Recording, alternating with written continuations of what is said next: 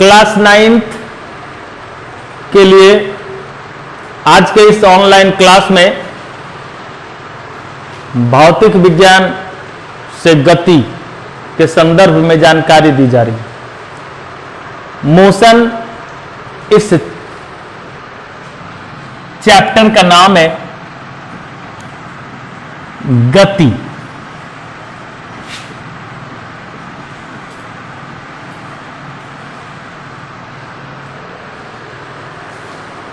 गति का तात्पर्य है समय के साथ स्थान परिवर्तन। कोई भी वस्तु समय के साथ अपने स्थान को बदलता है तो इस स्थिति को गति के नाम से जाना जाता है। सबसे पहली बात है कि आपको यह समझने की जरूरत है कि मोशन क्या है या रेस्ट क्या है। अंडरस्टूड करने की जरूरत है, ज्यादा लिखने और लिखाने की जरूरत नहीं। तो गति शब्द का अर्थ ही है समय के साथ स्थान का बदलना। कोई भी वस्तु संसार में दो स्थिति में पाई जा रही है। कुछ वस्तुएं गति में है तो कुछ वस्तु विराम में है। यानी वस्तुओं की दो स्थितियां हैं, विराम और गति। इस चैप्टर का नाम गति है, यानी विराम के बारे में कम पढ़ना है, गति के बारे में ही ज्यादा पढ़ना है। इस पूरे चैप्टर में गति से संबंधित तथ्यों का पूरी तरह विश्लेषण करने की जरूरत है, लेकिन सिर्फ समझना है विराम है क्या। तो समय के साथ यदि कोई वस्तु स्थान नहीं बदलती है तो उसे हम विराम में मानते हैं। जैसे आपका घर आप सुबह देखते हैं तो जहां है, शाम में भी आपका घर वहीं है, दूसरे दिन भी आपका घर उसी स्थान पर है। समय बीतते जाता है, आपका घर स्थान नहीं बदलता, अर्थात वह विराम में है। आपका विद्यालय, कोई पोल, कोई पेड़, यानी कोई भी वस्तु जो समय के साथ स्थान चेंज नहीं करता है उसको विराम में माना जाता है। तो विराम की परिभाषा क्या है और गति की परिभाषा क्या है, यह जानना है। गति और इधर विराम, रेस्ट। समय के साथ स्थान परिवर्तन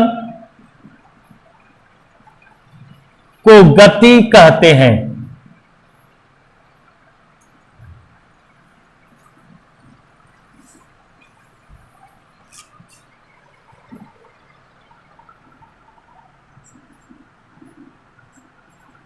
place transformation,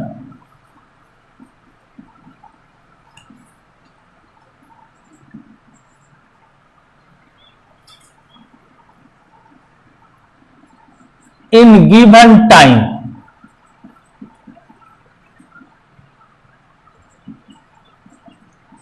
is called motion.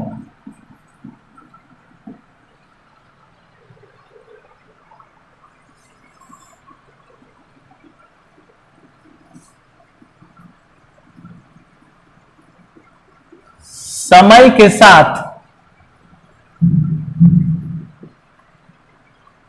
स्थान परिवर्तन ना हो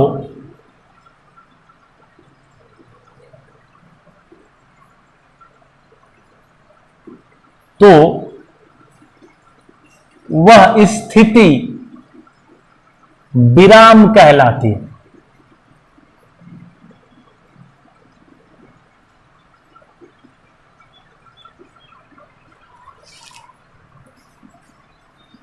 no place transformation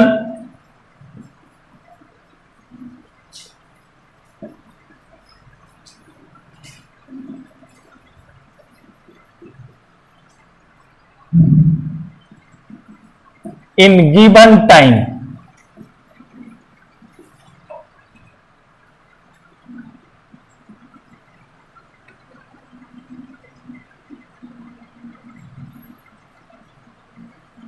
is known as rest.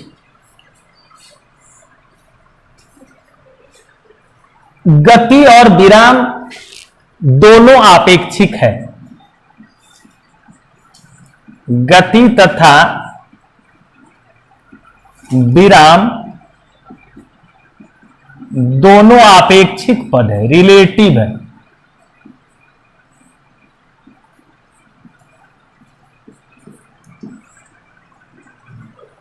दोनों एक दूसरे पर निर्भर करता है और उसके आधार पर अपनी स्थिति को इंडिकेट करता है। यदि दो रेलगाड़ी एक दूसरे के समानांतर है और दोनों गाड़ियां खड़ी है, उसमें से एक अचानक चल देती है तो जो गाड़ी चल रही है उस पर बैठे हुए व्यक्ति, जो गाड़ी विराम है वह भी चलते हुए दिखाई पड़ने लगेगी।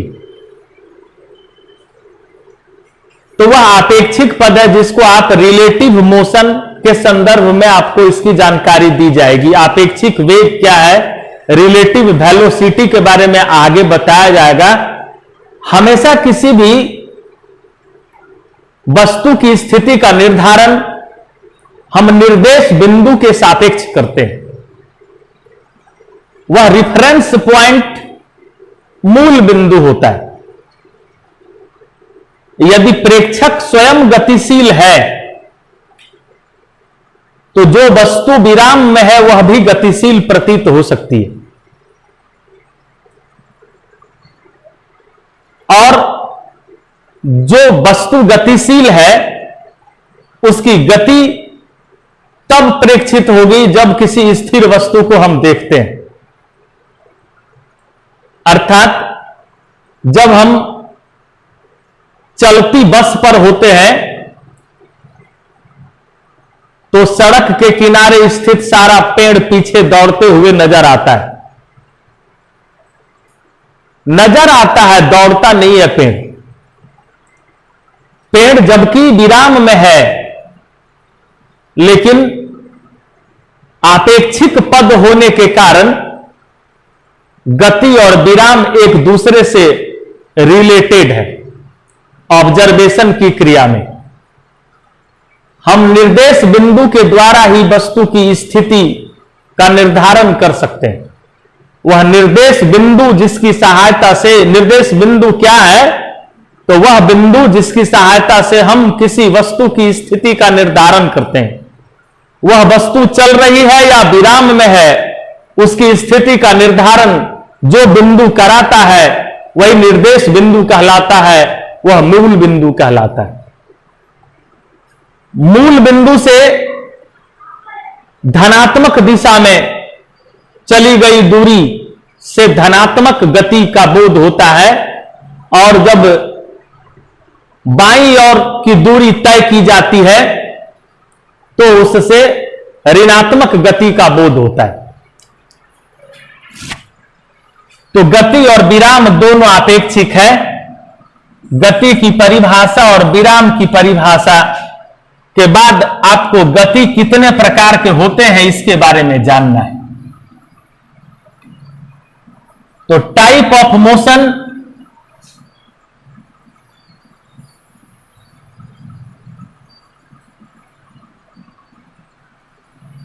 रैखिक गति,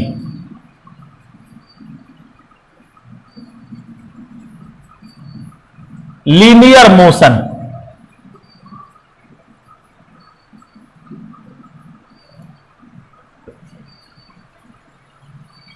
फिर वृत्तीय गति,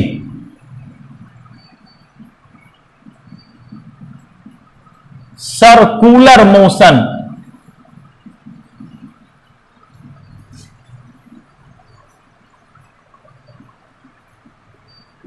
आवर्त गति,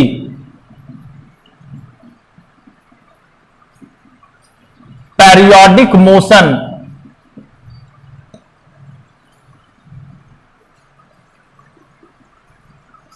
दोलनी गति,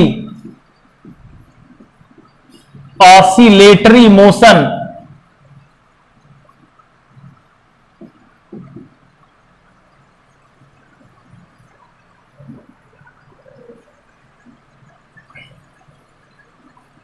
यादृच्छिक गति,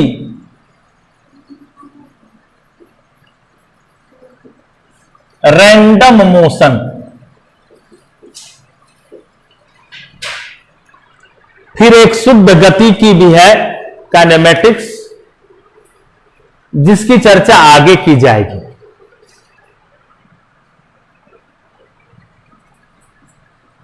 आपको अपने सिलेबस के अनुसार, 9th क्लास के सिलेबस के अनुसार जो जानने की जरूरत है, उसमें 5 प्रकार की गति है। ऐसे संसार में गति बहुत है, अनेक प्रकार की गति। उन तमाम गतियों के बारे में आप जानेंगे, लेकिन किसी न किसी रूप में वो सारी गतियां इसी में छिपी हुई है। रैखिक गति,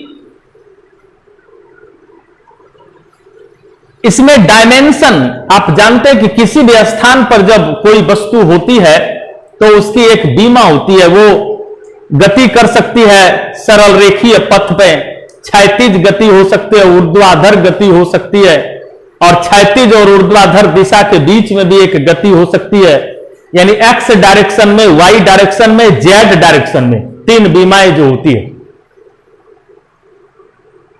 तो मोशन जब भी ज्ञात किया जाएगा, रैखिक गति या एक विमीय गति का उदाहरण है। जब हम सीधे दौड़ने लगते हैं, रैखिक गति है, लेकिन हम स्कीप करके आगे बढ़ते हैं, कूदते हुए आगे बढ़ते हैं, जंप करते हुए आगे बढ़ते हैं, तो उस समय हमारे पास 2 डायरेक्शनल मोशन हो जाता है कि हम आगे भी बढ़ रहे हैं और हम ऊपर भी जा रहे हैं, यानी एक्स दिशा में भी चल रहे हैं और वाई दिशा में भी चल रहे हैं। इस प्रकार कंपायमान पिंड गति कर रहा है, कंपन करते हुए, तो उसमें डायरेक्शन जो होगा X direction, Y direction, Z direction. तो एक विमीय, 2 विमीय, त्रिविमीय गति, अन्य प्रकार की जो गतियां हैं, इसमें सबसे पहले रैखिक गति जो आपको समझना है, लीनियर मोशन या एक विमीय गति है। इसमें पिंड किसी एक दिशा में गति करता है। एक सरल रेखीय पथ पर जो पिंड की गति होती है, उसे रैखिक गति कहते हैं। सबकी परिभाषा लिखा नहीं जा रहा है, बोल रहे हैं स्पष्ट, नोट किया जा सकता है। तो सरल रेखीय पथ पर पिंड की गति रैखिक गति कहलाता है। कॉपी पर नोट करने से ज्यादा जरूरी है दिमाग में नोट करना, तो समझ लेना है एकदम रैखिक, तो शब्द स्पष्ट क्लियर हो रहा है कि एक सरल रेखा में। अब वो रैखिक गति का तात्पर्य यह भी है कि सरल रेखा का मतलब यह नहीं कि अब जैसे कोई सड़क पर गाड़ी दौड़ रही है, तो सड़क हमेशा सीधे नहीं जा रही है, सड़क तो मुड़ भी रही है, सड़क टेढ़ी मेढ़ी भी है, और उस पर गाड़ी चल रही है, तो वो रैखिक गति है। रेल चल रही है तो रेल की पटरी हमेशा सीधे है कि कहीं कहीं मुड़ती भी है, कहीं ना कहीं मोड़ भी है, उसको भी हम रैखिक गति ही मानेंगे, क्योंकि सिंगल डायमेंशन है, एक ही दिशा में वो हमेशा चलते जा रही है। तो रैखिक पथ पर जो पिंड की गति होगी उसे रैखिक गति कहते हैं। इसका उदाहरण सड़क पर वाहनों की गति, रेल की गति, वायुयान की गति। सड़क पर एक लड़का दौड़ रहा है, वह भी एक रैखिक गति का उदाहरण है। लेकिन उछल उछल कर दौड़ रहा है तब रैखिक गति नहीं है। कभी दाएं चलता है, कभी बाएं चलता है, जिग जैग पथ पर चलता है, हमेशा जिग जैग पथ पर चलेगा, टेढ़ा मेढ़ा वक्र पथ पर ऐसे ऐसे चलता है। तो ऐसे पथ पर चलेगा तो ये एक डायमेंशन नहीं रहेगा, इसमें एक डायमेंशन के साथ एक दूसरा डायमेंशन इंक्लूड हो जाएगा, एक्स के साथ वाई भी इंक्लूड हो जाएगा, क्योंकि यहां से ये पिंड चला और यहां आ गया तो एक्स दिशा तय हो गई, लेकिन ये ऊपर भी तो गया तो वाई दिशा में भी दूरी तय हुई है, इसलिए टू डायमेंशनल हो जाएगा। तो जिग जैग पथ यानी टेढ़े मेढ़े पथ पर जो गति होती है वह टू डायमेंशनल मोशन का उदाहरण है। ये रस्सी लेकर जो लोग उछलते हैं, वहां जो एक मोशन होता है कि हम उछलते हुए आगे की ओर बढ़ रहे हैं, तो वहां एक वाई भी है और एक एक्स भी है। हम एक्स दिशा में भी चलते, वाई दिशा में भी चल रहे, टू डायमेंशनल मोशन है। टू डायमेंशनल मोशन सिर्फ समझना है, टू डायमेंशनल मोशन रैखिक गति के अंतर्गत नहीं आएगा, एक विमीय गति में ही रैखिक गति होती है। यदि एक चींटी चल रही है जमीन पर, वह भी रैखिक गति है, क्षैतिज तल पर सीधे चल रही है, रैखिक गति है। तो बहुत सारे रैखिक गति का उदाहरण होगा। मैं पुनः परिभाषा स्पष्ट करना चाहूंगा, सरल रेखीय पथ पर पिंड की गति को रैखिक गति कहते हैं। बस की गति, रेल की गति, वायुयान की गति, बंदूक से छूटी हुई गोली की गति, ये सब रैखिक गति का उदाहरण है। वृत्तीय गति में सर्कुलर पाथ रहेगा, कोई पिंड वृत्तीय पथ पर गति कर रहा है, तो ये वृत्तीय पथ पर कोई पिंड जो गति करता है, पथ उसका वृत्तीय है। वृत्तीय पथ पर समय के साथ स्थान परिवर्तन हो रहा है। हम यहां देखते हैं, फिर कभी यहां देखते हैं, फिर यहां देखते हैं, हम यहां देखते हैं। मोशन का तात्पर्य ही है कि हम किसी व्यक्ति को यदि 10 बजे बाजार में देखते हैं और 10:30 बजे चौक पर देखते हैं, तो हम जान जाएंगे कि ये स्थिर नहीं है, ये चलता है। लेकिन हम 10 बजे जिस पोल को जहां जमीन पर खड़ा देखे, हम 11 बजे भी वहीं खड़ा देखते हैं, तो वो स्पष्ट विराम है। विराम में स्थान परिवर्तन, समय बीत रहा है, स्थान परिवर्तन नहीं हो रहा है। यहां पथ वृत्तीय, वृत्तीय पथ पर समय के साथ स्थान परिवर्तन को वृत्तीय गति कहते हैं। परिभाषा तो अपने से बनाने की चीज है और परिभाषा के फेरे में फंसने की जरूरत नहीं है। हम जब गति की परिभाषा जानते हैं, समय के साथ स्थान परिवर्तन को गति कहते हैं, सरल रेखीय पथ पर समय के साथ स्थान परिवर्तन को रैखिक गति कहते हैं। हम शॉर्ट में कह सकते हैं सीधे, सरल रेखीय पथ पर पिंड की गति को रैखिक गति कहते हैं, एक विमीय पथ पर पिंड की गति को रैखिक गति कहते हैं। वृत्तीय गति में वृत्तीय पथ पर पिंड की गति है, वृत्तीय पथ पर समय के साथ स्थान परिवर्तन की क्रिया होती है, वृत्तीय गति कहलाती है। वृत्तीय गति का एग्जाम्पल क्या हो सकता है? वृत्तीय गति का उदाहरण तो सूर्य के चारों ओर सभी ग्रह जो घूम रहे हैं, वृत्तीय गति का उदाहरण। सूर्य स्थिर है और चारों ओर घूम रहा है, वो वृत्तीय गति है। हम किसी वस्तु को एक रस्सी में बांध लें और उसको हम ऐसे घुमाएं, तो उसमें त्रिज्या हमेशा फिक्स है, रस्सी की लंबाई बढ़ नहीं रही है, हमेशा फिक्स है, तो नियत त्रिज्या के साथ वो चारों तरफ घूम रहा है, वृत्तीय गति का उदाहरण होगा। वृत्तीय गति का एग्जाम्पल, कृष्ण जी सुदर्शन छोड़ते हैं तो उसमें वृत्तीय गति है, लेकिन सुदर्शन किसी का सिर काटने भी जाए तो उसमें जो मोशन है वो रैखिक है।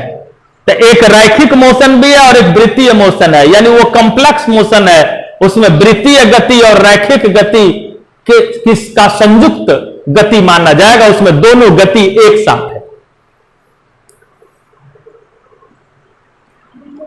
कील है, कील के चारों ओर एक रस्सी है और बैल को चारों तरफ घुमाया जा रहा है। फसल अनाज की दौनी किसान करते हैं, बैल को चारों तरफ घुमाते हैं, तो वहां एक वृत्तीय गति का उदाहरण होगा। कोल्हू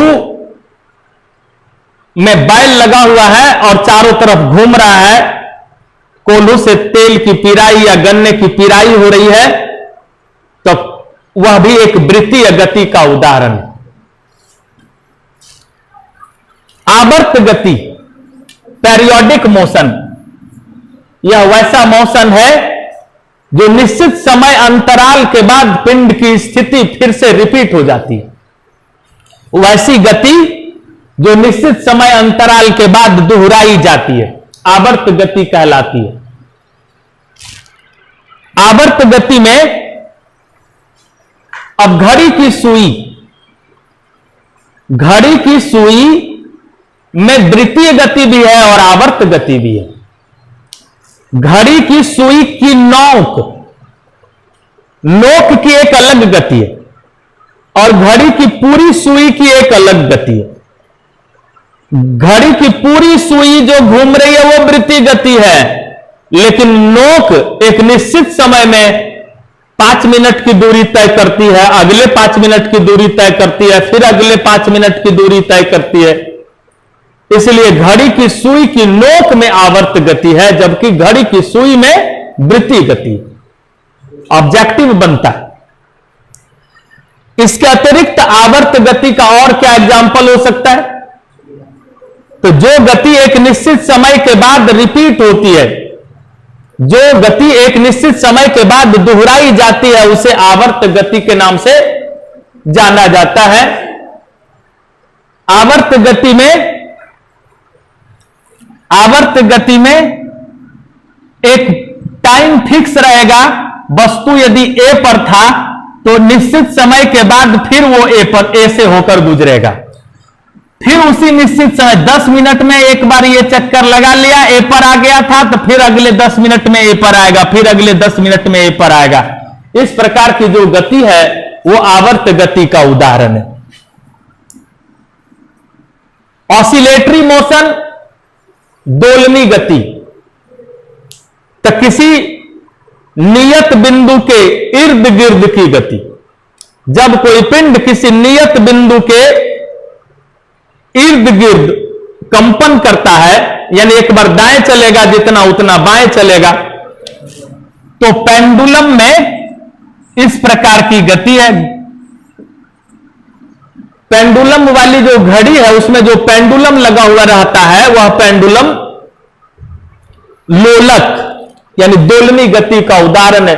झूला पर बैठा हुआ एक व्यक्ति है और उसको झूलाया जा रहा है, तो माध्य स्थिति के बाएं और फिर दाएं जो उसका एम्पलीट्यूड होगा, चरम विस्थापन का जो मान होने लगेगा, वो स्पष्ट करेगा दोलनी गति का। यानी झूले पर बैठे हुए व्यक्ति की गति दोलनी गति है और फिर पेंडुलम की गति भी दोलनी गति का उदाहरण है। परिभाषा दोलनी गति की होगी कि एक निश्चित बिंदु के इर्द गिर्द जो गति पाई जाती है, यानी माध्य बिंदु के बाएं और दाएं विस्थापन होता है और इससे जो गति पाई जाती है, निश्चित समय के साथ स्थान परिवर्तन एक माध्य बिंदु के इर्द गिर्द होती है, तो इसे दोलनी गति कहते हैं। अब यादृच्छिक गति या रैंडम मोशन है। रैंडम मोशन एक वैसा मोशन है जिस मोशन के आधार पर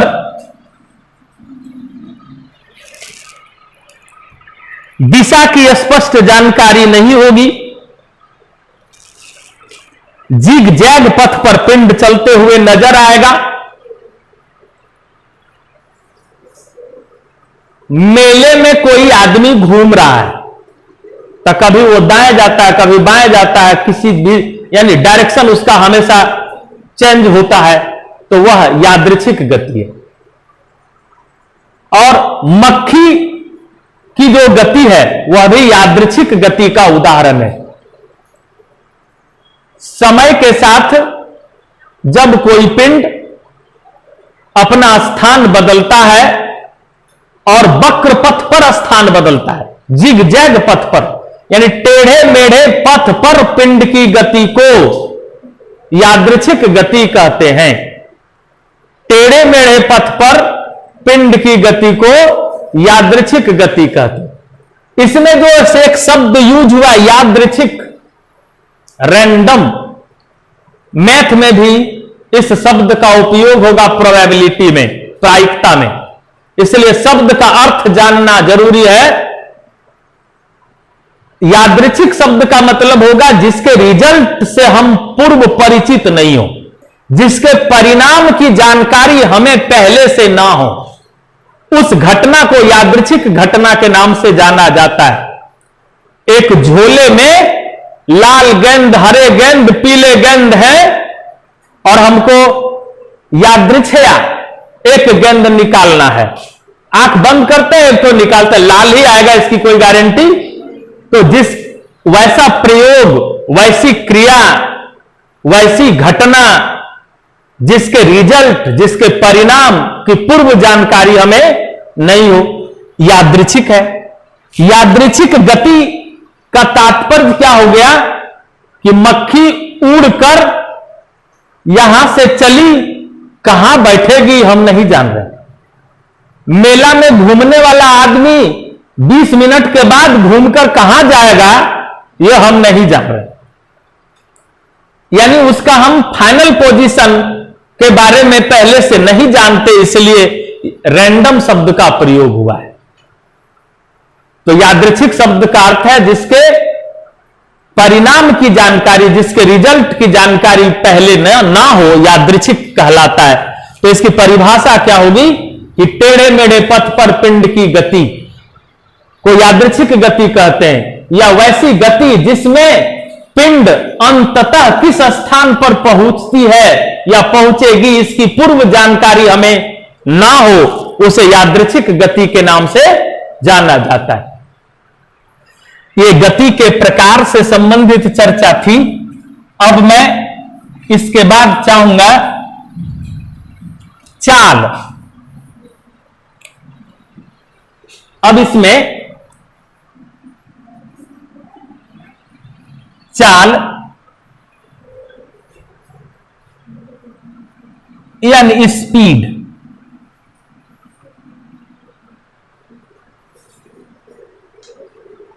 इकाई समय में तय की गई दूरी को चाल कहते हैं।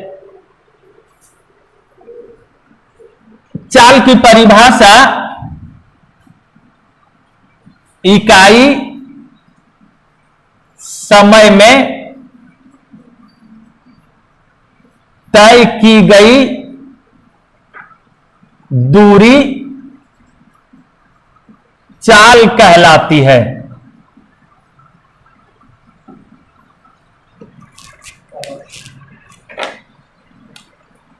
डिस्टेंस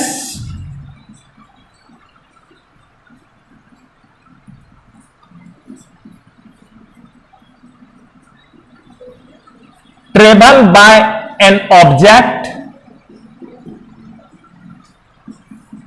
in unit time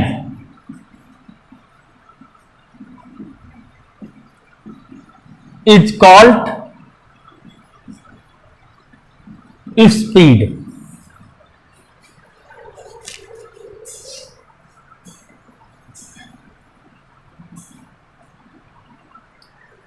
स्थान परिवर्तन की दर को चाल कहते हैं। एक दूसरी परिभाषा स्थान परिवर्तन की दर को चाल कहते हैं।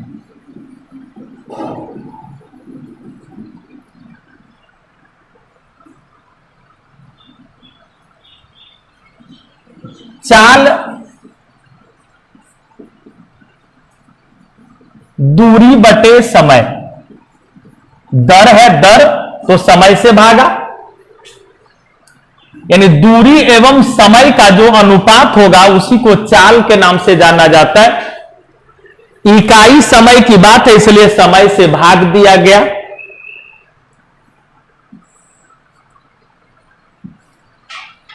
चाल में सिर्फ परिमाण है। 5 किलोमीटर प्रति घंटा की दर से जाना। अब कहां जाना यह दिया हुआ नहीं है, लेकिन 5 किलोमीटर प्रति घंटा की दर से पूरब जाना, पश्चिम जाना, विद्यालय जाना, यानी जहां जाया जा रहा है वो स्पष्ट हो जाएगा, तो दिशा आ जाएगी, तो वेग हो जाएगा। तो चाल अदिश राशि है, अदिश राशि है। चाल में सिर्फ परिमाण होती है,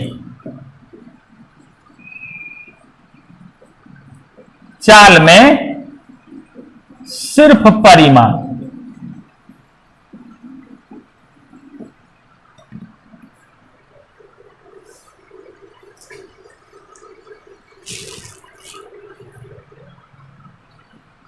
अब इसमें औसत चाल, औसत चाल, एवरेज स्पीड।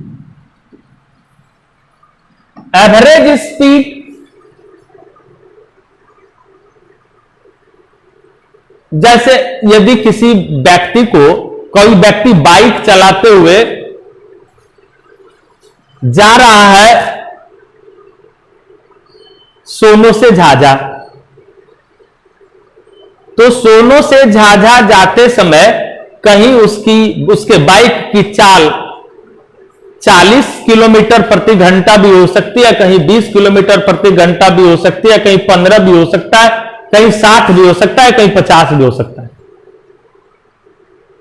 चाल यानी ए से चलना शुरू किया और बी तक पहुंचा, यहां से यहां तक चला, V1 चाल से, ये V2 चाल से, ये V3 चाल से, ये V4 चाल से। अब औसत चाल जो होगी, ये सब तात्क्षणिक चाल था, तात्क्षणिक चाल, हर क्षण उसकी चाल चेंज होते जा रही थी। यानी जिस समय हम ऑब्जर्व कर रहे थे, जिस समय हम उसको प्रेक्षित कर रहे थे, जिस समय हम उसको देख रहे थे, अवलोकन के समय जो उसकी चाल थी वो तात्क्षणिक चाल है, इंस्टैंटेनियस स्पीड कहलाएगी। इंस्टैंटेनियस स्पीड एवरेज चाल प्रदान करती है। ये एवरेज चाल आएगी क्या, कहां से, तो यहां से यहां तक आने में यदि T1 टाइम लगा, इधर T2 टाइम लगा, इधर T3 लगा, इधर T4 लगा, यहां से यहां तक की दूरी यदि x1 थी, ये x2 थी, ये x3 थी, ये x4 थी, यहां से यहां x1 फिर x2 फिर x3 फिर x4, तो हम सबको जोड़ते हैं x1 plus x2 plus x3 plus x4 upon T1 plus T2 plus T3 plus T4, ये औसत चाल होगी। यानी सोनो से झाझा की कुल दूरी बटे सोनो से झाझा जाने में कुल लगा समय, यही औसत चाल है। औसत चाल कुल दूरी बटे कुल समय, दूरी बटे समय से चाल थी, सिर्फ कुल लगा इसमें, कुल दूरी बटे कुल समय, यह औसत चाल है।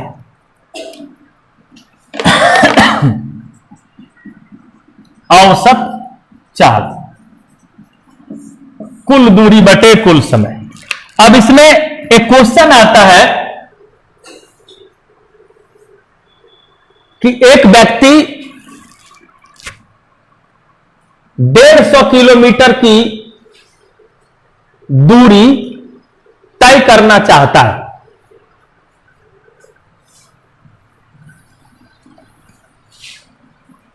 क्वेश्चन, 150 किलोमीटर की दूरी मैं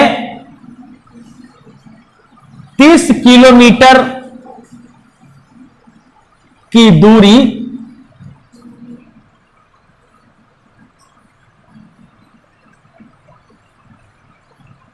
एक घंटे में तय की गई। अर्थात आरंभ में उसकी चाल 30 किलोमीटर प्रति घंटा थी। एक घंटा तक इसी चाल में वह पिंड रहता है। शेष दूरी को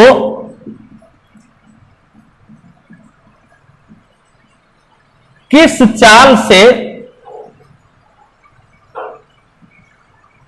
तय किया जाए कि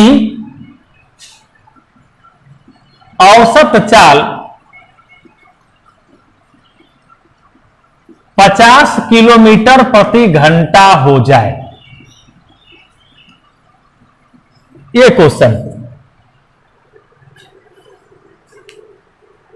सपोज दैट हम मान लेते हैं कि कोई व्यक्ति ए से चलना शुरू किया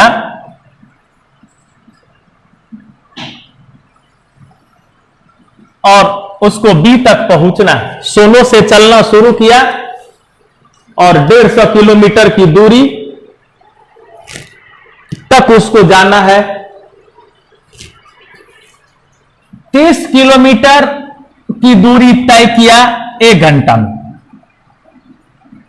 चूंकि 30 किलोमीटर प्रति घंटा की चाल से चला, यानी सोनो से जब बटिया गया या सोनो से जब चकाई चला गया, 1 घंटा लग गया उसको जाने में। और वहां जाने के बाद उसे लगा कि हमारे पास अब टाइम कितना बचा हुआ है, क्योंकि जिस समय वो व्यक्ति चलना प्रारंभ किया था उसी समय उसको कह दिया गया था कि आप 150 किलोमीटर आपको चलना है, 50 किलोमीटर प्रति घंटा की चाल से आप चलिएगा, 3 घंटा में आपको वहां पहुंच जाना है।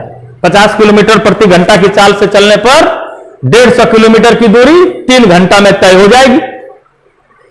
लेकिन जब कुछ दूर की यात्रा हो गई, 30 किलोमीटर की यात्रा हो गई, तो ड्राइवर देखता है कि 1 घंटा बीत गया, अब हमारे पास 2 ही घंटे का टाइम बचा हुआ है और अब हमको चलना कितना है।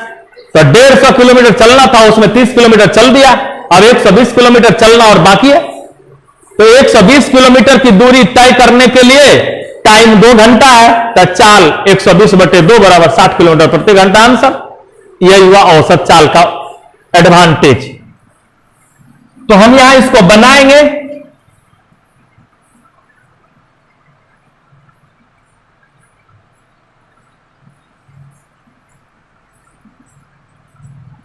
समय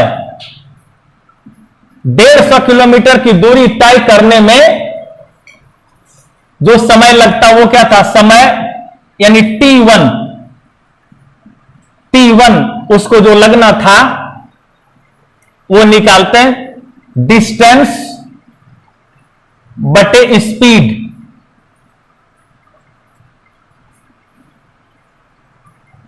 तो T1 का मान, डिस्टेंस कितना था 150, कुल दूरी बटे कुल समय यानी औसत समय, औसत समय निकल रहा है।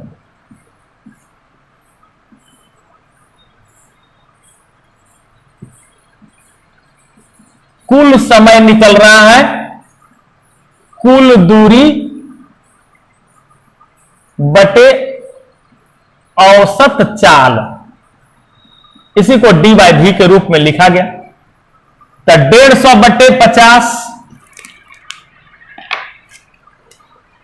3 घंटा में इसको पहुंचना था, 3 आवर्स।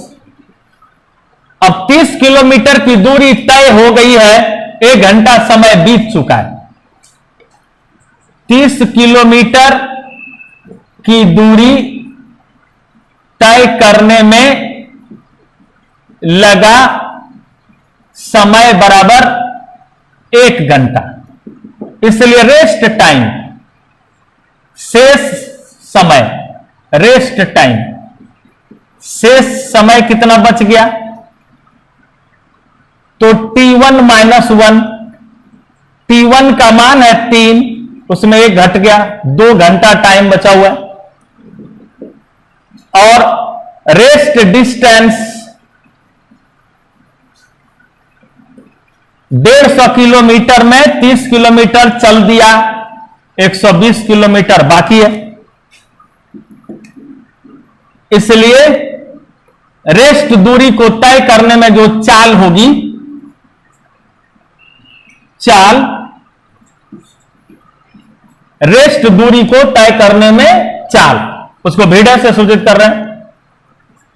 रेस्ट डिस्टेंस बटे रेस्ट टाइम, रेस्ट डिस्टेंस बटे rest time, v dash is equal to rest distance 120, rest time यानी 60 किलोमीटर प्रति घंटा आंसर।